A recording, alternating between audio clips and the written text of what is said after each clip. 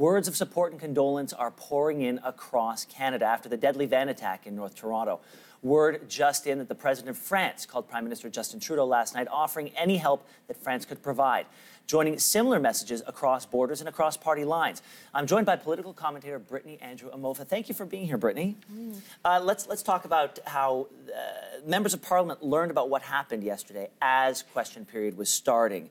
What was reaction like on Parliament Hill? There's been an outpouring of sympathy from parliamentarians. We saw an immediate statement from Justin Trudeau. We also saw a statement from the Minister of Public Safety, Ralph Goodall, along with Foreign Affairs Minister Chrystia Freeland. So we really saw the use of social media at play here in terms of instantly delivering a message of support to Canadians, but specifically Torontonians, to this horrific tragedy that occurred. And also, there's also that very delicate balance that needs to be struck between providing information and making sure that one doesn't jump to conclusions. Absolutely, absolutely. And then social media is often not the best place for this. You often see conflicting information, but it is a good place to communicate empathy and sympathy for those who have been victims or have been facing or dealing with this tragedy. All right, well, this tragedy is the biggest story of the day, obviously. Not the only story of the day. I want to touch on a few others. The Liberal Policy Convention that happened last weekend, the party voted on a number of items that could surprise a few people that they want to see adopted.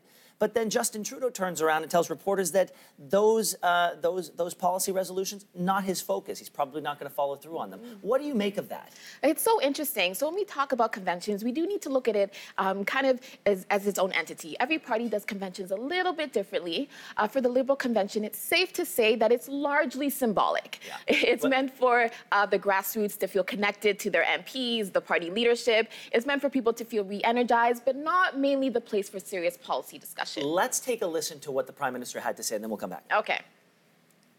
The basis upon which we will make any decisions about what's in our platform and how we move forward as a country is whether or not it's in the best interests of Canadians.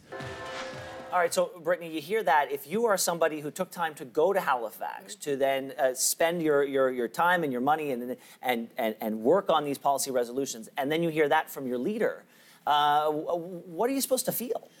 Like, one would naturally feel a little bit defeated, right? This does contribute in the long term to what some would say voter apathy or our democratic deficit. People not feeling as if they have a full stake, whether that's in party democracy or just democracy in Canada. So it is quite disappointing. But we often can't discount for party members or for Liberal activists to feel as if they got something out of convention. Again, it is a place to feel re-energized, to connect, but it's not a place necessarily for actual policy implementation. And sometimes what it just means kicking the ball forward a little bit at a time. Sometimes you got to take that step forward, take a few steps back, and then they might revisit this a few elections from now. Maybe, possibly. Maybe. All right, let's look at one of the stories that did happen throughout that convention. It had nothing to do with policy. Francis Drouin, one of the MPs who was accused of a sexual assault allegations. What's the latest on his situation? So the latest is that he has not been kicked out of Liberal caucus. He's still sitting within the Liberal Party. He's under investigation, so he actually hasn't been accused of anything yet, and I think that's what's really important to note.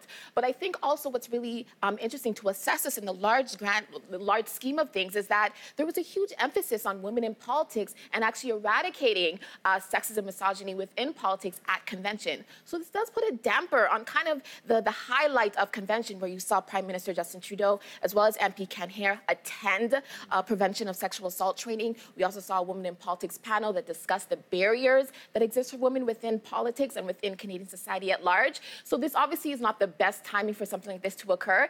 There is indication that the Liberal Party is serious about eradicating sexual violence within politics, but for something like this to happen, it raises some questions over what's really occurring. Brittany, thanks for being here today. Thank you for having me.